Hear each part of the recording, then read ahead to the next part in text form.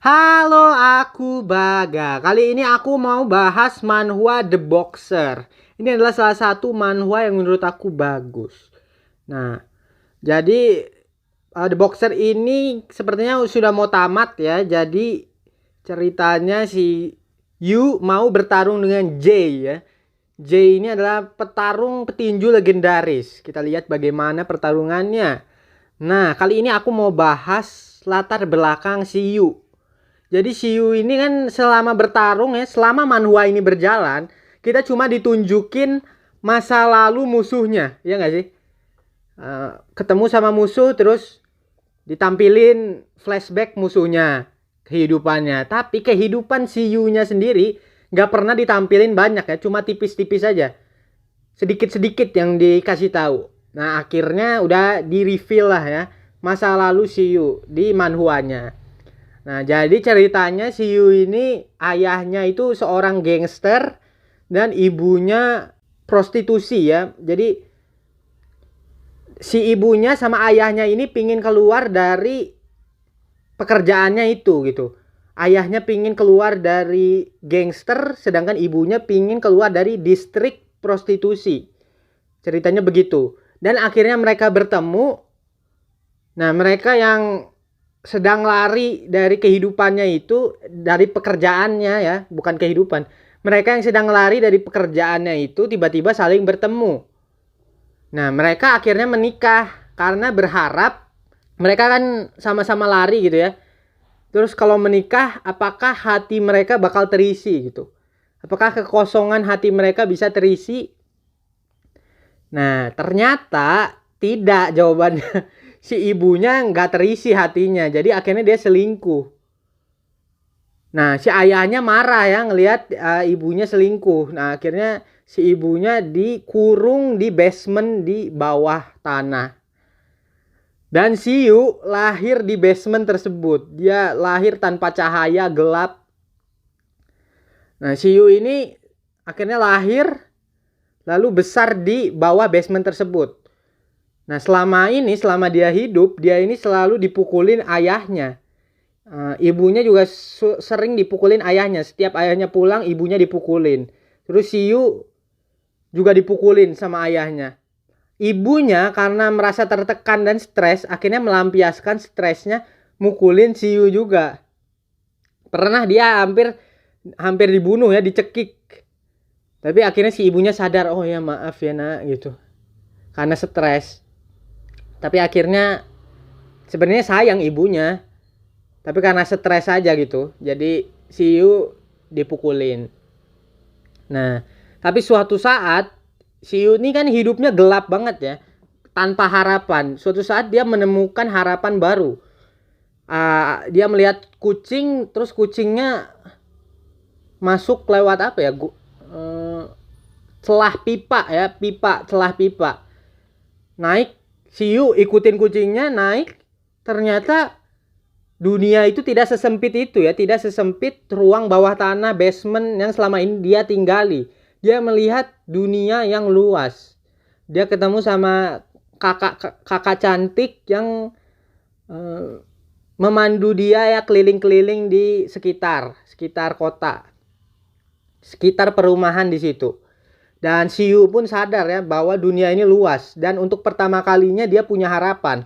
Selama ini dia dipukulin gak ada reaksi gitu karena gak tahu gitu kehidupan tuh kayak gimana ya. Dia taunya bangun dipukulin, terus makan juga cuma mie instan, gak pernah makan yang bener, terus dipukulin lagi. Jadi kehidupannya tuh gelap gitu. Untuk pertama kalinya dia melihat harapan, melihat dunia yang lebih luas gitu. Tapi ya harapan itu akhirnya pupus. Karena ujung-ujungnya adalah si ibunya mati karena stres ya, akhirnya bunuh diri. Lalu ayahnya dibunuh sama si Yu. Jadi ayahnya ngelihat ibunya bunuh diri terus melampiaskan amarahnya ke si Yu. Si Yu-nya udah dicekek gitu ya, terus nangis itu si Yu-nya. Apakah kau tidak bisa mencintaiku, katanya sambil nangis. Kalau dulu dia dipukulin mungkin nggak masalah ya, tapi setelah melihat dunia luas, melihat bahwa kebahagiaan itu ada di dunia sana ya, di dunia lain, kok dunia lain ya, ya pokoknya di dunia selain tempatnya ya, tempat kecilnya di basement tersebut, ternyata dunia itu penuh cinta gitu. Jadi nangis dia sekarang karena udah mengetahuinya. Apakah kau tidak bisa mencintaiku saja, ke si ayahnya. Tapi pada akhirnya karena dicekek siunya pakai pisau ditusuk ayahnya. Akhirnya mati. Terus kakak cantik yang memandunya keliling-keliling juga akhirnya mati ya karena tumor. Terus ada kucing yang ia lihat selama perjalanan mati dicekik oleh orang gila. Terus ada orang yang masuk PNS udah keterima setelah belajar bertahun-tahun, gagal terus, akhirnya diterima, jatuh kepleset dan mati. Terus ada orang kakek-kakek baik hati yang suka memberikan permen, meninggal di dalam rumahnya sendiri. Si Yu yang melihat ini ini mungkin ekstrim banget ya, karena tidak beruntung banget gitu. Jadi si Yu ini adalah orang yang tidak beruntung banget. Kalau misalnya kalian ingat ada petinju kakak beradik ya, yang ada tato di mukanya si adiknya. Dia juga sama gitu, kehidupannya menderita. Tapi mereka tuh saling memiliki gitu, punya kakak dan adik, punya ibu yang walaupun keadaannya buruk ya, tapi ibunya masih sayang. Lalu bahkan dia bertemu dengan cahayanya, yaitu ayah angkatnya yang ngajarin mereka tinju. Jadi walaupun mereka hidupnya depresi, mereka melihat ada cahaya dari si petinju. Ya, dari si ayah angkatnya yang ngajarin tinju. Nah, tapi kalau si Yu, dia itu udah melihat harapan tuh akhirnya ya, melihat dunia luas. Tapi ternyata ibunya mati, ayahnya mati. Terus teman barunya meninggal gitu. Jadinya harapan kecil yang dia lihat gitu ya, dunia luas yang dia lihat mati gitu. Jadinya ketutup.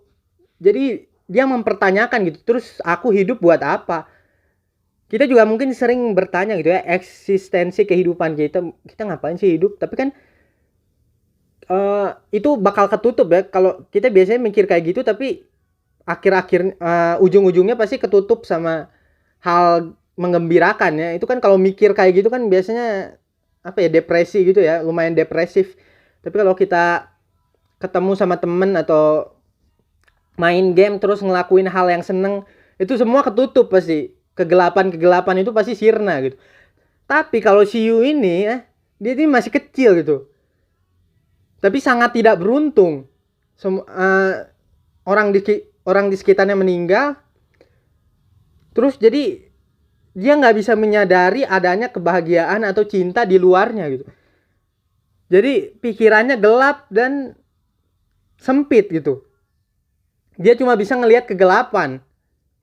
Karena ya mau gimana lagi, dia masih kecil, belum ngerti gitu. Tapi dia udah bertanya, untuk apa sih aku hidup, kan masih kecil itu. Dan mungkin ya kalau aja dia nggak ketemu ya, nggak ketemu sama si Jay. Jadi kan si Yu ini ceritanya ketemu sama si Jay. Mungkin pada akhirnya dia bakal meninggal gitu. Ya karena buat apa, hidupnya udah nggak ada. Tapi untungnya ya, nah ini dia, secercah harapannya, setitik harapannya itu si Jay dan kucing hitam yang dia temui. Jadi si Yu ini ketemu sama si kucing hitam yang akhirnya dia rawat. Tapi pada akhirnya ya, di ujung, di kapter baru ini si kucingnya kan meninggal tuh. Terus matanya makin hitam si Yu ya, menandakan daya hidupnya tuh udah hilang gitu. Harapannya udah semakin hilang. Awalnya kan emang udah hilang, tapi setidaknya masih ada si kucing ya, sama ada si Jay yang memberikan cahaya. Tapi si kucingnya udah meninggal sekarang. Si Yu tambah terpuruk aja gitu. Nah, jadi sekarang tuh pertanyaannya adalah gimana caranya si Jay, si rambut kuning, si Cahaya ini bisa memperlihatkan cinta ke si Yu yang penuh kegelapan itu, yang nggak bisa menyadari kebahagiaan, nggak bisa menyadari cinta di sekitarnya. Si Yu ini nggak bisa menyadarinya ya. Penyebabnya kenapa? Ya karena udah setelah mengalami kejadian itu ya semenjak kecil, terus pas dia gedenya justru sama si Kei diajak jadi petinju. Terus dia jadi petinju jago banget, ngalahin semua musuhnya. Orang yang bekerja keras, orang yang kuat banget, semuanya dikalahin. Jadi makin apa ya, makin ketutup aja gitu matanya ya. Makin gelap hatinya. Orang yang berjuang keras aja ujung-ujungnya kalah kok sama aku. Ya makin ketutup aja jadi ya. Nah ini gimana nih cara si Jay untuk memberitahu ke si Yu bahwa ada kebahagiaan, ada cinta di luar sana. Kan soalnya pacarnya aja ya, akhirnya bukan pacar sih, masih kencan ya. Pokoknya orang yang dia suka aja pada akhirnya pergi gara-gara si Kei. Nah ini gimana nih cara si Jay mau menunjukkan cintanya supaya si Yu sadar ada di luar sana ada kebahagiaan masih banyak gitu ya, nggak cuma kesedihan, nggak cuma penderitaan gitu. Kita lihat aja nanti dah. Oke, terima kasih sudah menyaksikan. Kalau gitu bye.